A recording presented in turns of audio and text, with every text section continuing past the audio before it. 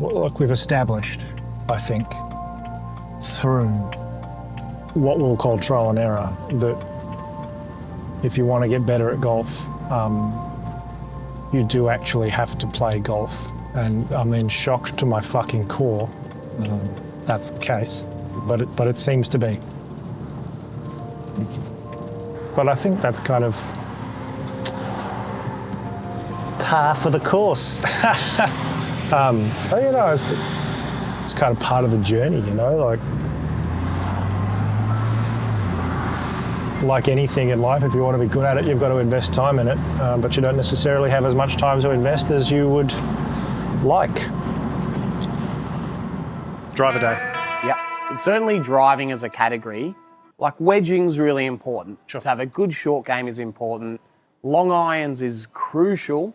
But if you can't get off the tee, forget about it. Yeah. All that really important stuff is void Yeah. if you cannot get off the tee. Yeah. And sometimes these players that shoot 61, 62 on the tour, they're not splitting every fairway, but they're not blowing it out in the tree line. So it's like, to get it within this 40-metre window is really crucial.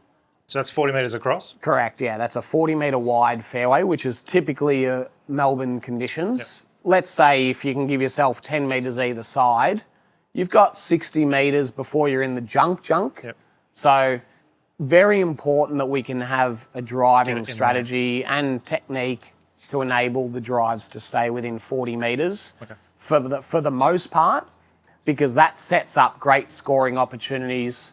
And if you can sort of get good at the driver and just park it, my driving's fine. Yeah. I've got a strategy. I know what I can do to get it in play. You can just continue to work on the important scoring clubs. Okay. But like I said, if you can't get off the tee, it's all over. Yeah, you've got to. But it sets up your mood, and it creates mental challenges. For sure. And, like, not getting off the tee sets you up for success or failure, right? Absolutely. Like, huge. Yeah.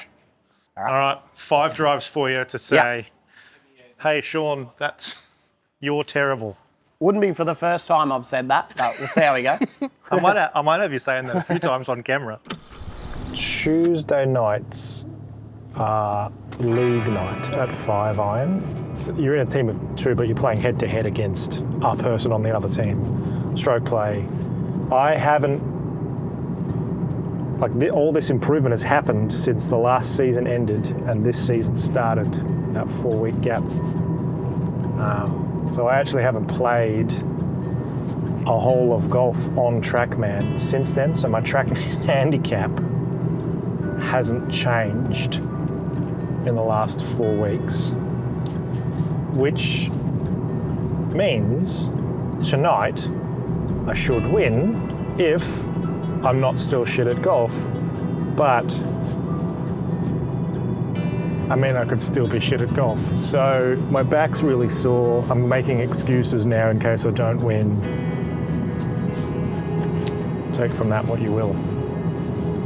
So anyway, all of that is to say, my TrackMan handicap's 7. I don't think that's anywhere near my real world handicap. I fucking wish it was. That's what we're working towards. But tonight, I am going to try to shoot par, even par, across 9 holes.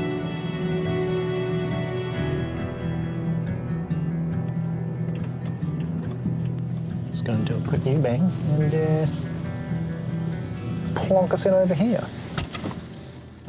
I'm fucking hyped. All right. 1. Is that inside the 40 metres or is that bad? I don't know. That is, in fact, not inside the 40-metre window. Although, interestingly, it went right. And they fucking never do that.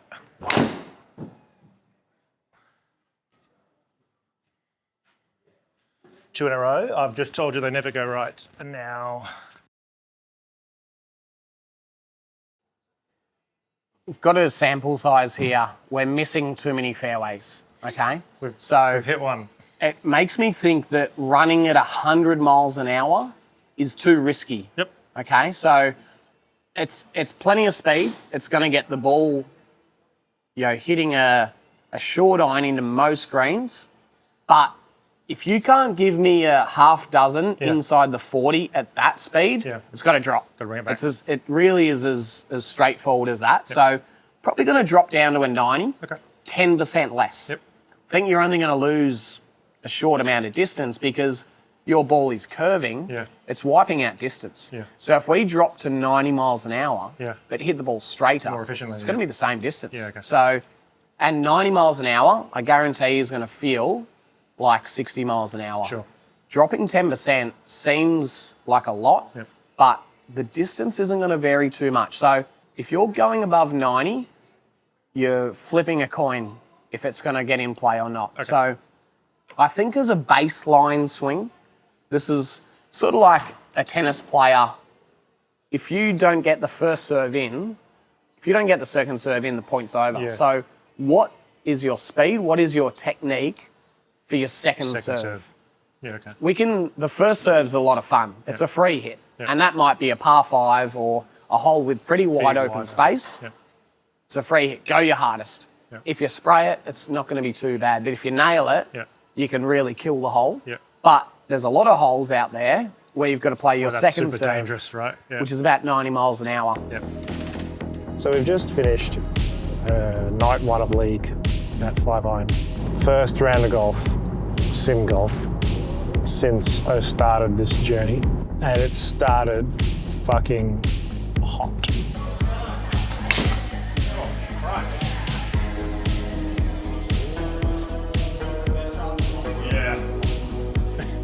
In that fucking circle, go, get it. A bit of poo came out then. Just a little bit of poo. Like I was playing good golf to the extent that I ended up 3 under after 3. I'd birdied, natty fucking bird, real deal birdied. Nearly hold it. You probably had a night on that, did you?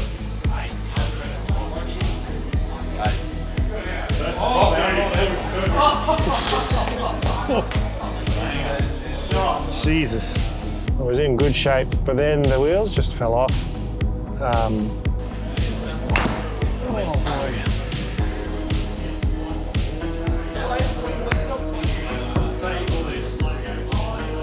Slow down, fucking hell.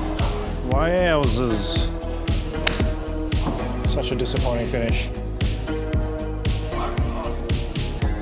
I just didn't feel like I was making good contact. There was some real, like I felt some real shitty, scoopy shots, and I was pretty confident we'd managed to get rid of that stuff, and we clearly fucking haven't. And you know, part of that is my back starts hurting the more I swing a golf club.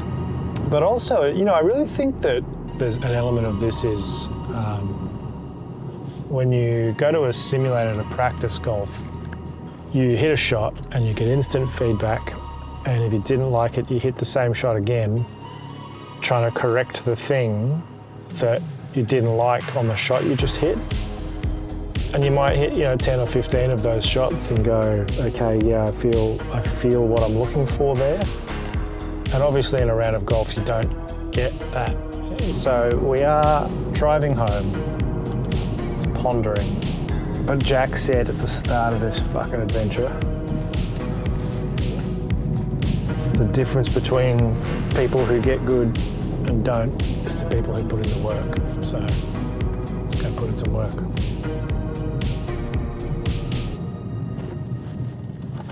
Signing out. I'm still wearing my golf glove because I'm not very bright. So, I mean, I've said it before, I'll say it again. Simulator golf is glorious. Like, it's fucking raining. And I've been golfing. Lost money. Shot number 1. What a fucking shot, George. Fucking God, it's crossed. So today, we're practicing. What a fucking concept. That was the one. That was it. That's the one where you step up to the first tee, having spent 5 fucking weeks working on improving your golf. Then hit that in front of your mates.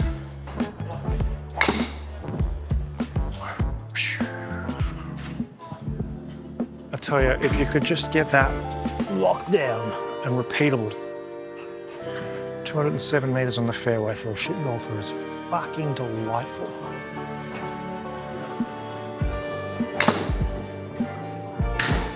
Bit of a stinger. Stinger, that one.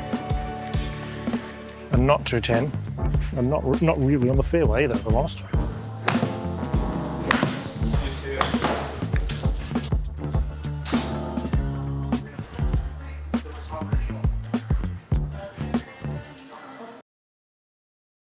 We're going to do another set of shots here, trying to hit 90 miles an hour and just see what our performance rating is on our shots, okay? So all I'm trying to do is same thing at 90 miles an hour. Exactly right. All right.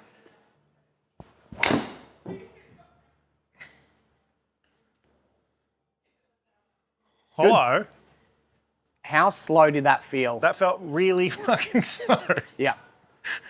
So it's interesting, and it happens a lot of time that you let's say you're 100 miles an hour, and you go, I'm going to back off this a little bit. Yeah. A little bit. It's 100 miles an hour. Yeah. So you think you're swinging slower, But you're not. but your swings is similar pace, so you dismiss that as a strategy That because it doesn't didn't work. Yeah. But you need to really feel like you're dropping it back. Yeah. And the great thing about the tech or TrackMan is the numbers It there shows for you. you, right? So you can associate how slow you feel Yeah. like you're swinging Yeah. with the actual. Well, you said it was going to be really hard. I was like, okay, then I'll swing at 80 in my head. Sure. That was 80 miles an hour and it was 92. And this is really good training for your driver Yeah. to pick a number and stick to it. And try and hit it. So let's do a sample size of 5 or 6 here.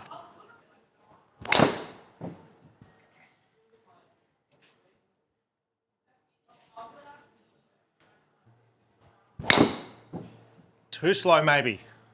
Too much. Only a little bit.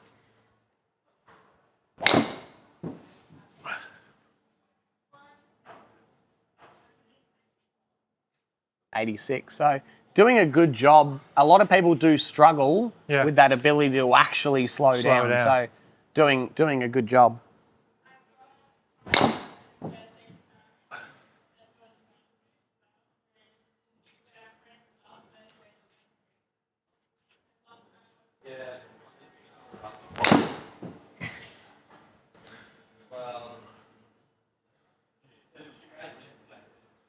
Nice. So out of the sample size of 6 shots, you've missed one. Missed one. Right? So you've totally flipped your conversion rate.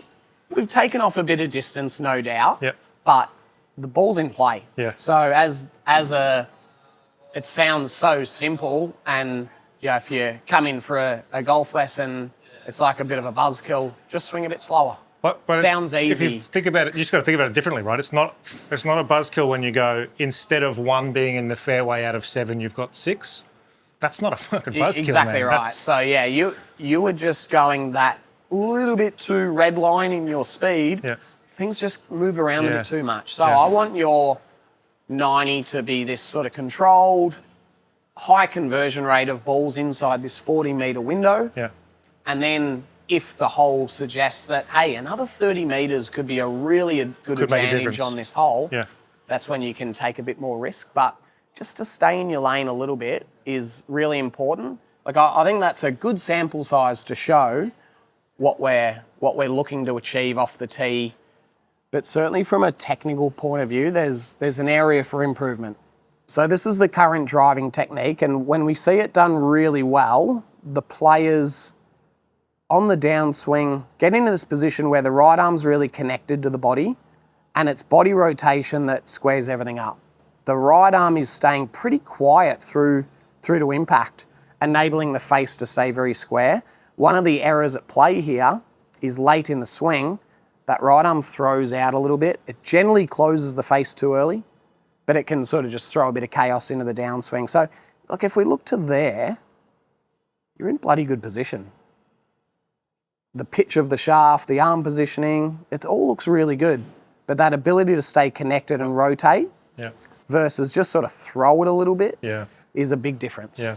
So it sort of goes in line with our better body positioning, but with the driver, and it's more so the driver, that when you're right arm just gets a little bit too loose too early, I don't know what's going to happen. If it's sort of riding the rib cage, there's an element of connection. Okay, so just keeping that right arm a little bit closer to home just locks in the face a little bit more. I would sense that the hook is when this right arm extends, it starts to roll early. Yeah. Can we try one of them? I want to hit one of them. Go for it.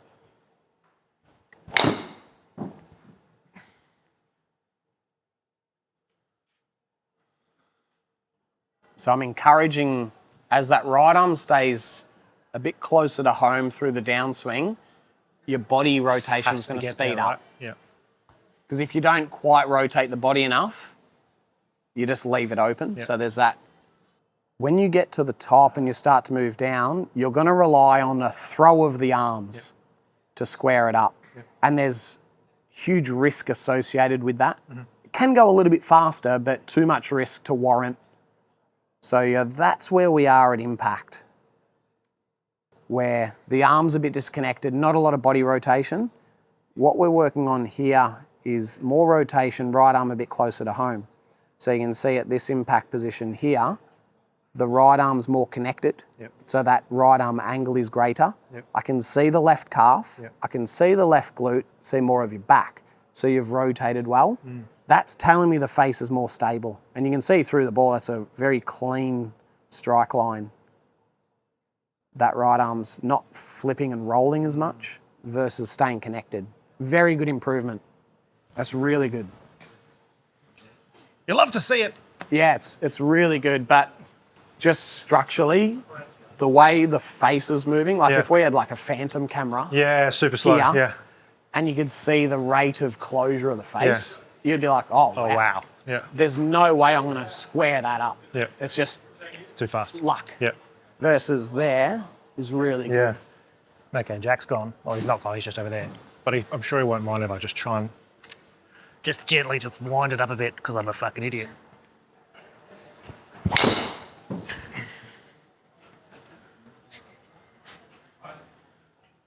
See, as soon as you start trying to... It's just fucking really fascinating to me. Let's try and do that again. That one felt all right.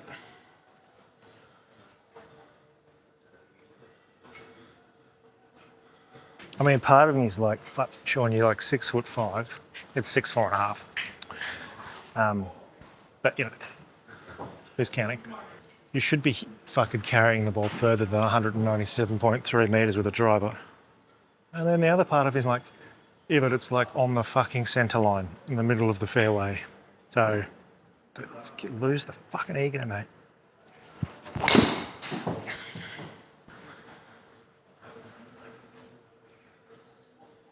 So, and then you do that. You fucking idiot. And just like that, it was Combine Day, and I had never been more nervous. It's Combine Day, and I've never been more nervous. But it was also Father's Day in Australia. Which means it's Bring Your Daughter to Golf Day.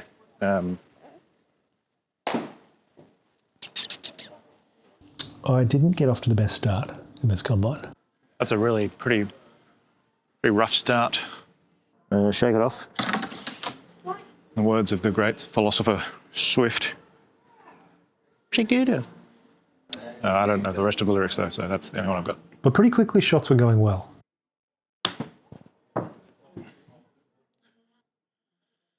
Great shot. We really shook it off, Swifty, thanks.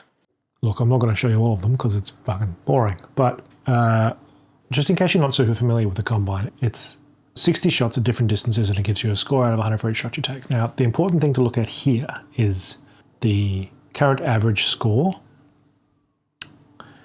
and then your projected handicap if you maintain this level, this average, throughout the 60 shots. And so 15 shots in, I was averaging 81 and I thought my projected handicap was going to be like plus something. Like I was playing out of my fucking mind. Fucking Jesus Christ. And that was kind of making me nervous.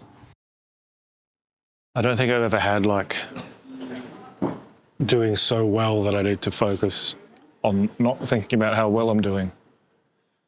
I don't think I've ever had that. Because at that point, you're like, you know you can't maintain this level. And so the wheels are going to start falling off. They have to. But when will they? Play the shot, 105 metres. Play the shot. Oh, is it a bit right? Fuck, great distance. Just in case you're not familiar, you do shots at increasing distances up to driver, 3 shots each, and then you go all the way back to the start and do shots at increasing distances up to driver again. So I got to my first shots at driver. And, well, look, I'm just going to show you some shots. Be good. Was not good. Fuck. I think I need to change this to see the flight of the ball so I can... That's what I need to see. It's fucking too fast, Sean. But it worked out for you. You were lucky. It's better. Oh, that was better. Fucking really wasn't, was it?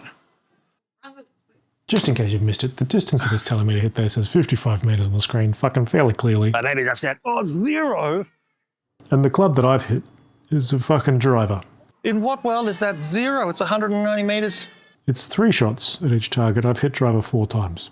And I just didn't notice. Oh, fuck. 0. Fucking 0. Ugh. So I was a bit discombobulated, and the rest of the combine wasn't great. My baby was crying. With like 6 shots to go, the staff came up to me and said, "Hey, the dudes who've got this sim booked after you have just arrived. Just heads up." I still had 5 minutes left, and I fucking rushed, and I shouldn't have. But all that is to say, the result was still my best ever. So this is the most recent one prior to Father's Day, which is this one, which is Father's Day. They're close, right? This is the average score.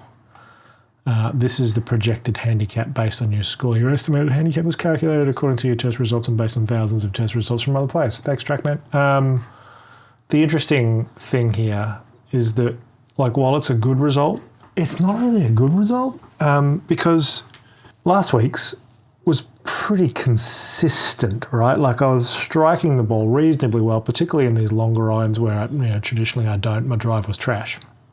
This week, short stuff, notwithstanding 55 and 65, but 75, 85, 95, 105, these are like, particularly the 95, that's like nearly tour average score. Like, that's like just fucking luck. That has nothing to do with how good I am at golf and everything to do with the fact that I was just, for some reason, swinging the club pretty well that day.